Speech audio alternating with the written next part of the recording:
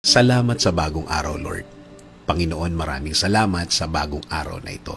Maraming salamat sa masarap na tulog. Maraming salamat sa masarap na pahinga.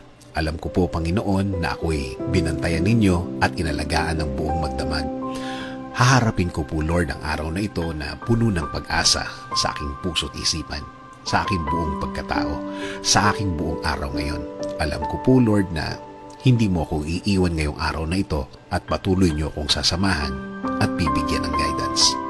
Maraming salamat dahil ginising mo ako ngayong umagang ito at alam kong ang araw na ito ay magiging blessed dahil andyan ka, Lord. Punuin niyo po, Lord, ng kasiyahan o joy ang aking puso. Ipaalala niyo po sa akin kung gaano ako ka-blessed sa araw na ito. Lagyan niyo lagi ng dahilan ang aking kasiyahan at mga dahilan kung bakit magiging thankful po ako. Kapag pumasok na po ang problema sa aking araw ngayon, i-remind niyo po ako ng inyong pagmamahal, ng inyong presensya, ng inyong kabaitan, ng inyong pag-aalaga, na kayo po ay laging andyan para ako'y alalayan.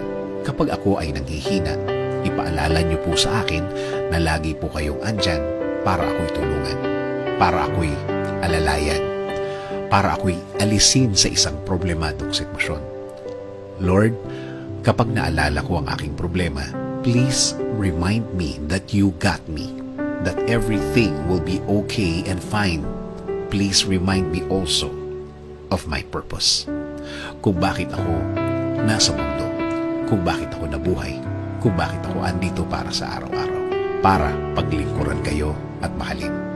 Kasama na ang mga nagmamahal sa akin at nagpapahalaga na kayo pa din ang dapat masunod sa aming buhay. Naniniwala kami sa inyong plano na lahat-lahat na gusto niyong gawin sa amin ay makakabuti sa amin, na ang lahat ng plano ninyo ay makakabuti sa aking kinabukasan at kinabukasan ng aking pamilya. Lord, patuloy niyo pong pasukin ang aking buhay. Isinusuko ko na po sa inyo ang aking araw-araw, ang aking mga gagawin at aking mga plano. Patuloy niyo kaming bigyan ng guidance sa araw na ito at sa mga susunod. Alam ko po, Lord, na ang araw na ito ay mas mabuti, mas maganda, mas produktibo kesa kahapon. Dahil ang lahat ay magbabago kapag kasama ka namin, Lord. In Jesus' name we pray. Amen. Sabi nga sa Lamentations 3:22-23, the steadfast love of the Lord never ceases. His mercies never come to an end. They are new every morning. Great is your faithfulness.